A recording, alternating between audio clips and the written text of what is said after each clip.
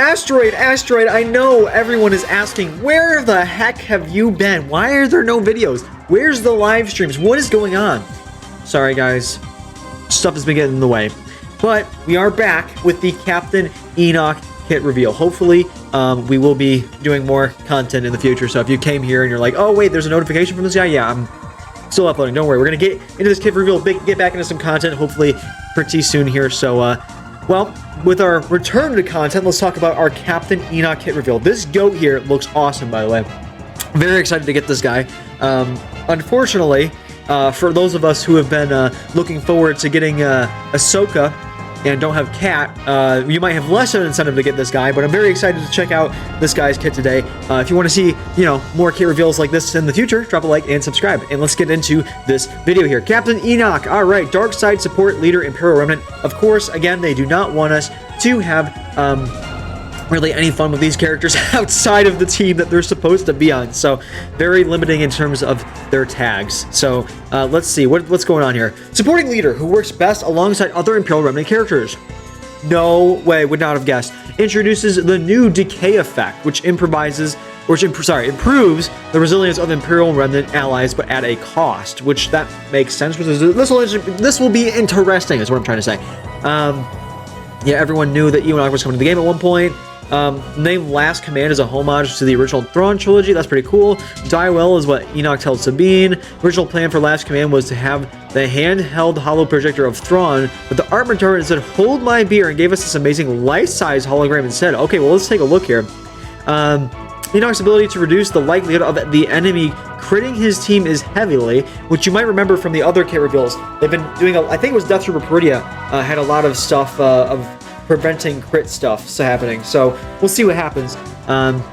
It's tied to his unique, so if he's defeated, these effects will expire. Keep him safe. Speed is important, so Enoch can sufficiently act through the battle, but also including health mods in a viable way. Okay, so health and speed, kind of standard. Marquee, with the new marquee structure, and Enoch is required at R7. Oh, so decay. Does Decay only work on Night Trooper and Darth Trooper Peridia? It does not only work on those two. When Enoch is in the leader slot, if all allies are Imperial Remnant and no other allies are Empire with the leader tag, it works for any non-droid Imperial Remnant character. That actually makes sense. The non-droid part actually makes sense in this leadership, unlike Iden. So that's pretty cool. And for lore reasons, I should say. Does Decay reduce my max health? Each stack of Decay reduces the maximum of the character's health bar that can be recovered, but not Vex health, so that makes sense. So with one stack of Decay, that character can't recover above 90%. At 2 stacks, limit is 80, and so on. So a stack, it goes down 10%. That makes sense. When Enoch is fully maxed out, he gives a great deal of crit avoidance and also reduces his opponent's crit chance by 450%. Oh my god. Does that mean they can never get a crit? No, it will be challenging for a character to bypass this amount of negative crit chance, but it can be overcome. Okay, so it's just a crazy amount of reduction there. What is the purpose of this line in Enoch's ability? Okay, well, how about we read the ability first before we get to that one? And he does an Omicron. Okay, we're gonna just get into the actual kit reveal before we go into these questions here.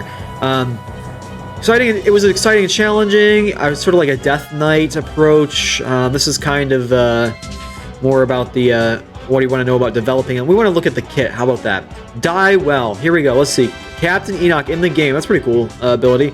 Deal physical damage to target enemy and remove 5% of their turn meter. If the target has blight, deal damage again. That makes sense. During Captain Enoch's turn, if target enemy has blight, Imperial Remnant allies gain critical damage up for 1 turn and reduce the cooldown of Last Command by 1. Okay, I mean, that's a pretty standard ability. Seems like this new Imperial Trooper team. Kind of cool to see. I think it's a pretty decent basic for what we know. I'm excited to see how these guys work, at least in 3v3 too. This will be really cool. Let's see this Last Command ability. Where is it? Oh, it's a giant holocron there. That's pretty cool, actually. Dispel all debuffs on all Imperial Remnant allies as they gain protection up 60% for 2 turns and 20%. Oh my god, 20% turn meter, and all enemies with blight lose 5% turn meter. So again, we're talking about more turn meter reduction. I can't speak today. More turn meter control. The Imperials in general are really known for in this game have a lot of turn meter control, and we've seen in the last 2 kits, I've always pointed it out, hey, here's more turn meter stuff, here's more turn meter stuff. They've got a lot of turn meter baked into this kit. Allies with Decay gain crit avoidance up for 2 turns. Call another random ally with Decay to assist, dealing 40% less damage. So it's pretty standard here. Very cool ability, but a lot of stuff that already fits in with the Imperial Remnant kit that we already know that can work with. That we've been talking about these last few months at this point. Lots of crit control, protection, turn meter. Let's kind of see some of the things they're really controlling here. So, okay, I cannot speak today. Jesus Christ. If all allies were Imperial Remnant at the start of the battle, attackers gain advantage for 1 turn. Unique number 1, Ominous Sentinel, Zeta with the Omicron. Let's see, what is the Omicron? I'm kind of curious. Territory battles! No, Enoch, why? I mean, it's one less Omicron I get to apply, but, you know, still. Enoch gains 75% defense. Okay, hold on, did I read this already? Yeah. 75% defense for each of the other active Imperial Remnant allies. That's pretty cool. Whenever an Imperial ally... Dude, I literally can't speak today. This is so weird. Whenever an Imperial Remnant ally gains a stack of decay, they inflict blight on all enemies which can't be combat, dispelled, or evaded until the end of the encounter. That makes more sense. More decay, more blight stuff. A lot of throwing that out there. I'm kind of curious to see the cadence of how much blight will be able to throw out now with Enoch on the team. Enemies excluding Galactic... Dude, I literally can't read. Excluding Galactic Legends have negative 450% crit chance at the start of each Imperial... I need to go back to kindergarten, bro. Imperial Remnant allies turn. Dispel advantage from all enemies, and those enemies lose 25% offense for 2 turns. Interesting. Okay, so you're basically trading you're taking advantage off of enemies. That's immediately that goes to SLKR in the first order for me. They do a lot of advantage over there, so that's like almost not a specific call out, but a very personalized call out I hear. While in territory battles, Imperial Remnant gain 150% max health. That's pretty cool. Whenever an Imperial Remnant ally is damaged by an enemy, other Imperial Remnant allies gain 5% turn meter. That's pretty cool. So basically the more you hit them, the more turn meter they get. That's pretty cool. I wonder how that'll work. At the start of each encounter, Imperial Remnant allies gain protection up 200% for 3 turns, which can't be dispelled. That's pretty cool. Whenever an Imperial Remnant ally is defeated, they deal true damage to all enemies equal to 30% of their max health, plus an additional 30% of their max health per their relic amplifier level. This damage can't defeat enemies and can't be evaded. So we saw this with Jar Jar, and now we're seeing this with Enoch, where they're tying relic amplifier levels into the abilities more, which I think is a really good idea. It incentivizes people to take them to higher relic levels. I'm wondering if we're maybe going to get relic 10 anytime soon. I wonder if they're going to add on more to these relic levels. Kind of surprised we've gone so long without it. Leader, Arbiter of Decay. I probably butchered that word. I don't know what that is, but if Imperial Remnant allies have 50% crit avoidance, 75% potency, and 15 speed. More speed, more crit avoidance. Potency is interesting. At the start of the battle, if all allies are Imperial Remnant and no other allies are Empire with the leader tag, whenever another non-droid Imperial Remnant ally would be reduced to 1% health from a non-critical hit, they have less than 9 stacks of CFFFF33DK -/C. I really like that. They recover 100% of their health and protection and gain a stack of decay at a max of 9. So you can recover the minimum being 10% health. That's interesting. I wonder how often we're going to be able to get those out here. Obviously, they said they want to mod Enoch fast, so I guess that makes sense. Can't be copied, dispelled, or prevented. Non-droid Imperial Remnant allies are immune to healing immunity. During his turn, whenever he uses Die Well, if an Imperial Remnant ally has less than 3 stacks of decay and less than 50% health, he deals true damage to them equal to 100% of their max health, which can't be evaded.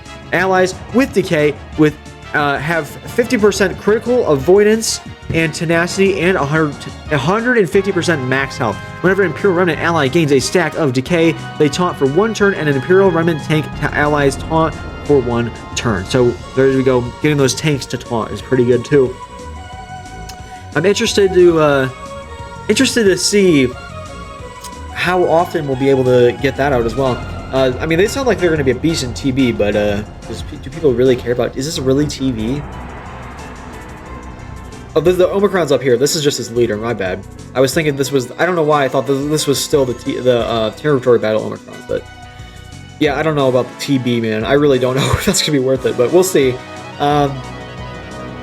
Let's see. Gain taunt for 1 turn. And decay, minus 10% health stack per yak. And then that's what we already basically gone over. So basically, I think this kit is pretty interesting. I think this will tie together really, really well. Again, we've seen a lot more control of what we have in the other 2 characters so far. Kind of interested that they released the leader last, and you would have thought that maybe Enoch would have come before Night Trooper, but interesting that Enoch came last out of these 3.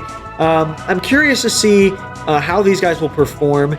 I mean, I don't know if it'll be worth putting on the Omicron for this one, but overall, I'm kind of curious to see in TW and in GAC, especially 3v3, what these guys will be able to do. I'm really a huge fan of the animations. I'm a huge fan of the Terminator control, the new ability, or the new effects, I should say, not abilities, new effects, and I think this will turn out to be a pretty decent squad. They look like they'll be a menace in TB, but I don't think many people are going to apply that Omicron. What do you guys think about Enoch? Let me know in the comment section down below. Make sure you drop a like and subscribe if you want to stay up to date with more content just like this. Thank you so much for watching. Hope you have a great rest of your day, and I'll see you in the next one. More content coming very soon, as we talked about in the beginning of the video. Where's my ending record button?